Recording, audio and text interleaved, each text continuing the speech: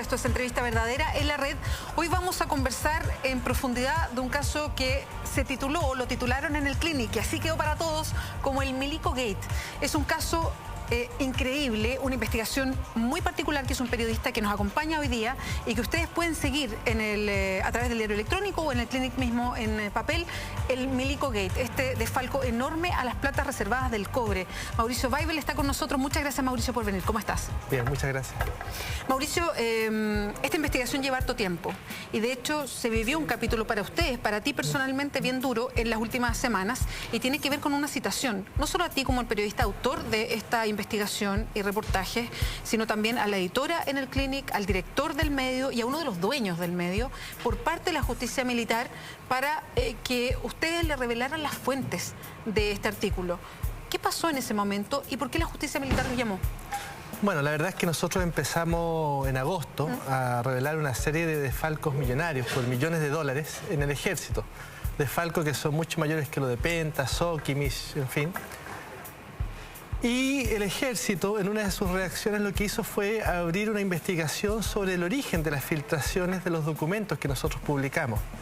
Producto de eso, nos citaron a declarar a la justicia militar, que es bastante inaudito, que es de cierta forma una patudez de la justicia militar, porque ellos, desde el año 2011, no tienen ningún derecho a procesar civiles.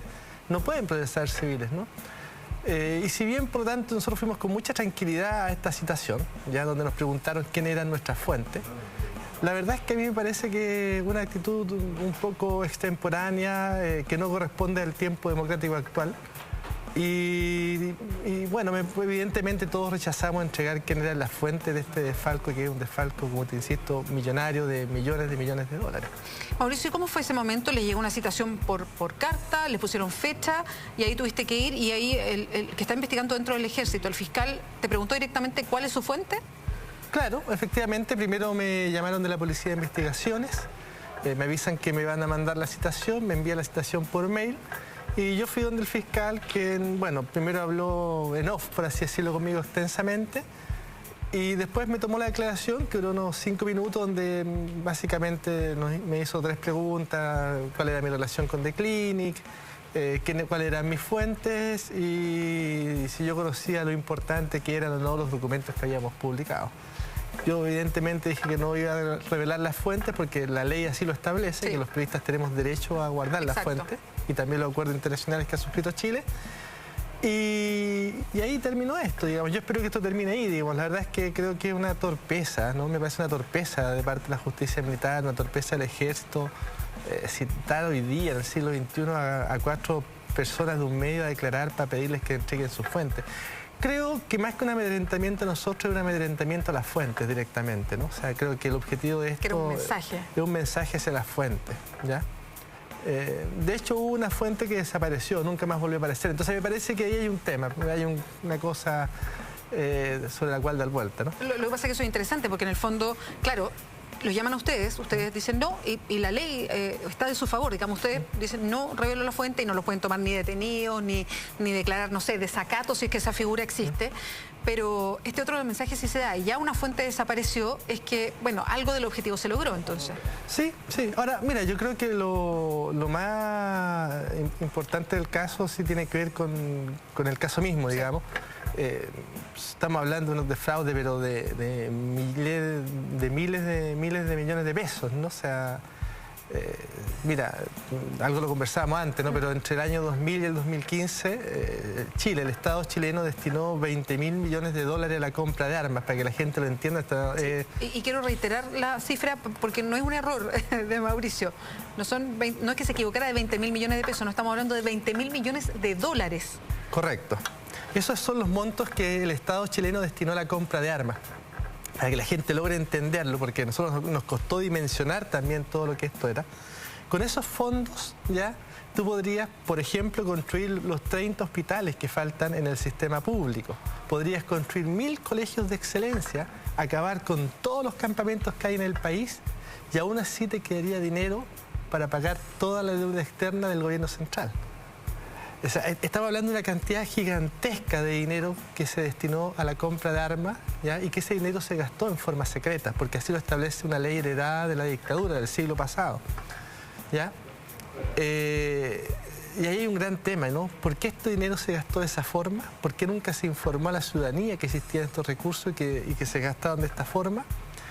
Y bueno, como se gastó en este oscurantismo, en este secretismo, es que hubo una parte de esos dineros que fue defraudada, que fue robada, ¿no? ¿Cuánto calculas tú a propósito de ir conociendo de a poco todo lo que sucedió con este desfalco?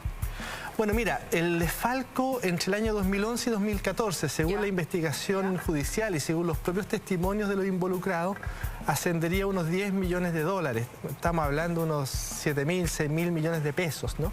No obstante, los testimonios que han empezado a aparecer en el proceso indican que esto empezó al menos en el 2004, ¿ya?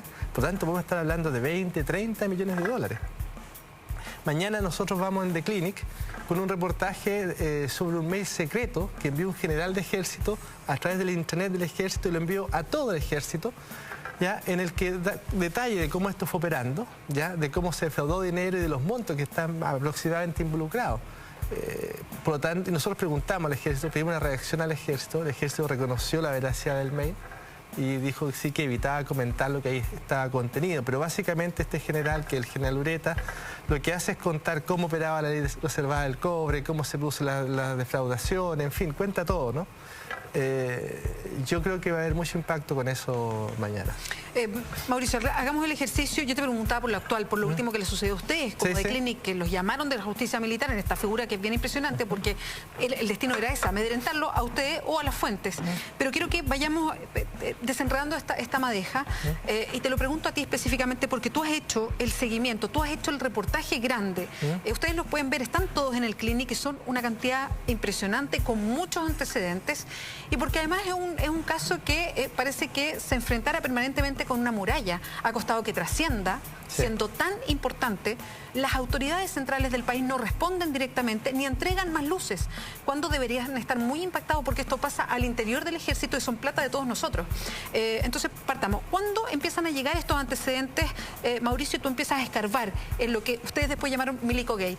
Nosotros empezamos a recibir estos antecedentes el año pasado, ¿ya? Esto lo empezamos a investigar, fuimos muy cuidadosos, muy pulcros.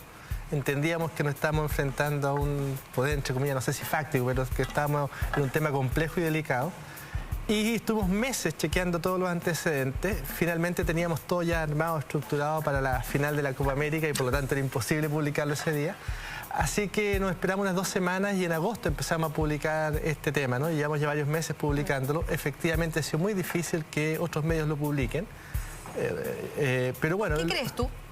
Mira, hay una grabación que también publicamos, que también la pueden ver en The Clinic, que es una grabación de una conversación entre Montero, que es un coronel que hoy está detenido, y el general Joso Santich, donde ellos relatan cómo ellos van a los medios de comunicación, algunos medios de comunicación, aparentemente el Canal 13 y otros, y logran bajar los temas, logran que no se publiquen determinadas investigaciones. Hablan de cómo le bajaron una investigación, lograron, entre comillas, censurársela a Emilio Sutherland, ¿no? El tío Emilio que le llaman. Entonces yo creo que hay algún tipo de presión, algún tipo de lazos que no me corresponde a mí hablar de ellos, ¿no? Pero creo que algo sucede que ha costado tanto que esto trascienda. Pese a los montos que están involucrados, estamos hablando de miles de millones de dólares que se gastaron en armas, de miles de millones de dólares que hoy día están guardados en el Banco del Estado sin ser gastados. Mira, esto incluso yo he hablado con diputados que no lo conocen, por eso es muy impactante. Hoy día en el Banco del Estado hay entre unos 5.000 millones de dólares que están guardados para algún día, algún año ser gastados en armas, que no pueden ser gastados en nada más, que no sean armas algún día, pero que no tienen un destino específico. Esto es como si a la presidenta Bachelet se le hubiera autorizado a que se hiciera una reforma tributaria y a que ella no rindiera cuentas de nada y no gastara el dinero. Es una brutalidad. O sea, hay gente hoy día en los hospitales que espera esas 18 horas por una atención. Hay padres que tienen que enviar a su hijo a colegios de mala calidad, hay abuelos que reciben pensiones por 150.000 pesos y está ese dinero ahí, en el Banco del Estado, sin ser gastado. Y no va a ser gastado mañana. Está bien, si las Fuerzas Armadas quieren tener una reserva estratégica para la compra de armas en el futuro, perfecto, que se establezca que en caso que efectivamente exista un peligro se saque un porcentaje, por ejemplo, de los fondos soberanos. Pero no puede ser que tenga 5.000 millones de dólares en el Banco del Estado sin gastar. Nuevamente, para que se entienda, ¿qué se podría hacer con estos 5.000 millones de dólares? tú podrías construir un hospital por cada región del país. Tú podrías construir 500 colegios bicentenarios, construir una red de farmacias de 500 farmacias populares en todo el país, y aún así te sobraría dinero. O sea, estamos hablando de cantidades gigantescas de dinero. Mauricio, cuando ustedes, como dices, empezaron a llevar los antecedentes, lo investigaron con harto tiempo, tenían estructurado todo esto y empiezan a salir los reportajes del Milico Gate, ¿cómo puede uno entender que haya un desfalco de 10 millones de dólares, que es lo que se sabe hasta ahora? No sabemos cuánto más puede ser, y que nadie se haya dado cuenta que en el ejército hayan sido unos poquitos los que podían hacer esto, que desde la autoridad civil no haya un ojo pendiente de lo que pasa? ¿Cómo se puede entender algo así? Bueno, efectivamente los fondos reservados del cobre se gastan sin ningún tipo de supervisión mayor. No los puede controlar la Contraloría General de la República. Perdona, la Contraloría puede supervigilar, está en la Contraloría para supervigilar lo que pasa con el aparato del Estado y el gasto de la plata. ¿Por qué en este caso no puede meterse a la ley del cobre? En este caso solo puede revisar los saldos, pero no las operaciones. ¿Por qué? Porque son gastos reservados y secretos, por ley. Por ley. 2, tampoco los revisaba en el Fondo de Impuestos Internos. Mira, hay 2.500 facturas sospechosas.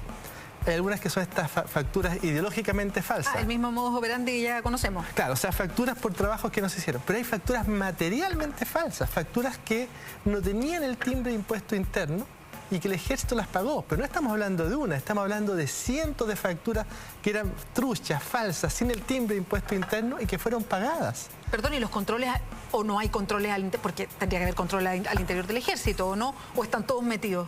Bueno, el año 2012 el general Jorge Salas Curte da la orden de no revisar más los documentos y simplemente proceder a pago. O sea, no revisar si eran legítimos, si algo era sospechoso, nada, se pagan. Y el coronel Fernando Grossi, que aún trabaja, entiendo, ahí en defensa, reconoce ante la justicia militar que efectivamente nunca se revisó nada. Mira, está el desfalco, hay un caso emblemático, que es el caso del Cabo Cruz. El Cabo Cruz, entre el año 2008 y 2014, gastó 2.400 millones de pesos en el tragamonedas del Monticello. Para que la gente nuevamente entienda, en el casino, para que la gente entienda qué significa eso. Ese dinero equivale al sueldo de un senador durante un cuarto de siglo. El Cabo, que era el de menor rango, que era el que menos tenía que quizás estar involucrado en esto, se gastó 2.400 millones solo en el casino.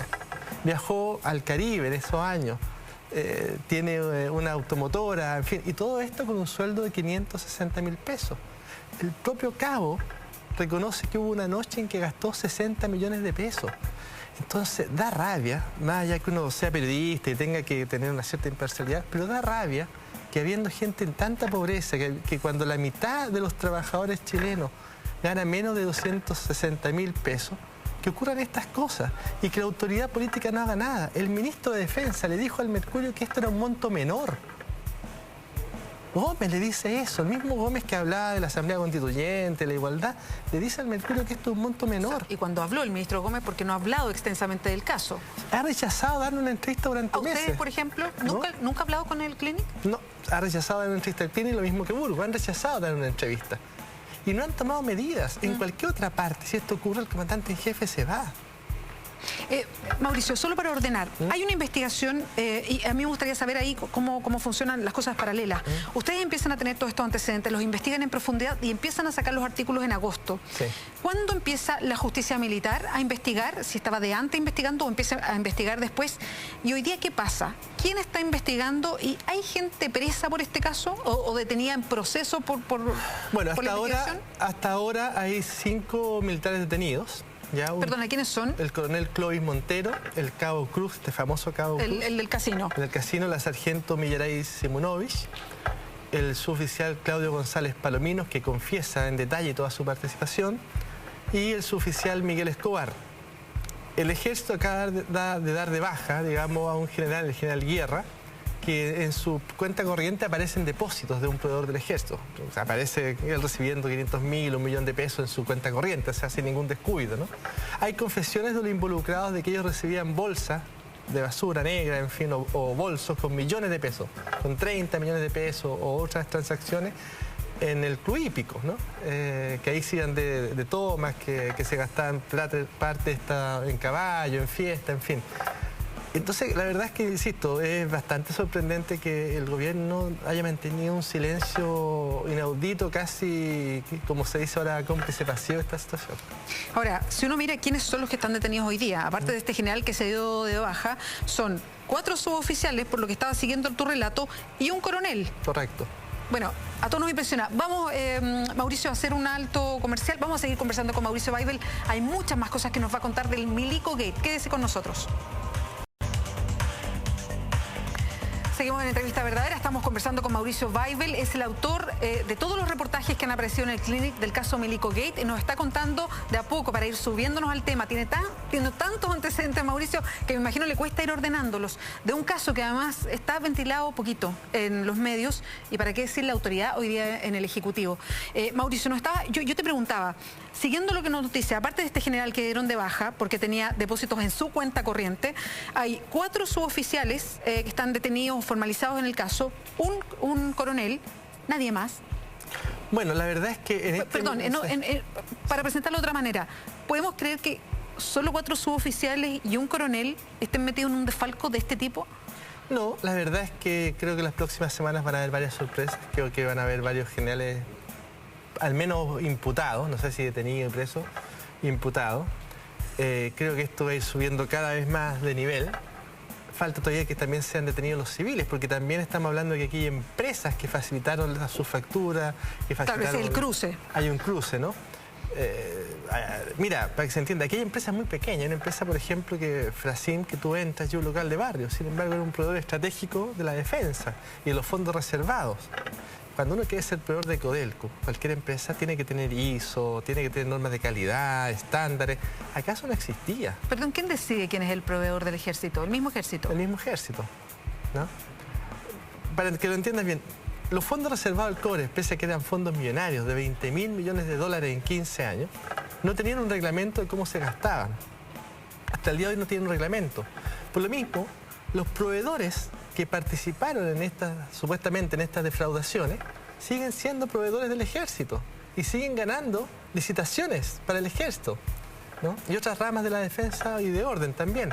Por tanto, hay una situación de descuido, una situación de falta de prolijidad que es abismante, ¿no? Y eso hace que sea tan complejo que la autoridad no hable, no diga nada. ¿Cómo es posible que una empresa que aparentemente defraudó en 1.400 millones de pesos al Estado, en concubernio aparentemente con militares, ya siga siendo proveedor del ejército y sigue ganando esa licitación? Es bien inaudito toda esta situación. Mauricio, ¿cuánto podemos confiar? Porque parte de esta investigación hay una rama civil de la investigación y hay una parte militar de la investigación, en la justicia militar. ¿Cuánto podemos confiar de la investigación que está haciendo la justicia militar? Bueno, ahora hubo un cambio que es muy importante. La Corte Suprema nombró un ministro en visita para la Corte Marcial. Es un ministro en visita que tiene una fama de bastante pulcro, de ser un buen investigador, el ministro Omar Astudillo. Y la verdad es que en el mundo judicial, en el mundo de la justicia, hay bastante expectativa de que él sí va a hacer una investigación muy profunda. La fiscal Paola Jofré hizo una buena investigación. ¿Ella dentro de la justicia militar? Sí, pero ella tenía el grado de mayor y ella no podía, por ley, entrar a investigar a los generales. Y lo que hoy día se va a hacer... Eso es muy... perdón, sí, que es muy tirado de las mechas, por decirlo en chileno. ¿Sí? Que dentro de la justicia militar se investigue esto, que ya uno entiende por qué lo investiga la justicia militar, si esto estamos hablando de un tipo de delito que es un desfalco, o sea que no tiene que ver con situación de guerra o función, bueno, lo está investigando, pero además es tan ridículo que lo puede investigar una fiscal, pero tiene un tope. No puede meterse con alguien que es superior a ella en el rango, pese a que uno entiende que acá hay varios superiores que deberían estar metidos, ¿no? Claro, yo creo que hay situaciones que son complejas, hay algunos, no vamos a entrar a dar nombres, pero hay muchos generales que tienen 7, 9 propiedades, como alguien que gana un sueldo de funcionario público, aunque sea un sueldo general, termina con esos patrimonios, ¿no? Con varios Audi, ¿no? Entonces yo creo que en el fondo aquí se va a dar una investigación que va a revelar una serie de irregularidades que había o que hay quizá aún en el ejército, ¿no? Hay que pensar que este no es el único caso de corrupción en el ejército, hay otro caso multimillonario también que tiene que ver con la compra de insumos computacionales, que son otros 6.000 millones de pesos. Hay otro caso que es el Tonergate, ya compraban tinta para impresora y defraudaban por otros 400 millones de pesos. Si uno suma solo estos 3 casos, ya estamos hablando de alrededor de unos 25 millones de dólares defraudados, de lo que se conoce en el ejército. Es mucho más que Penta, que Soki, Miscorpesca.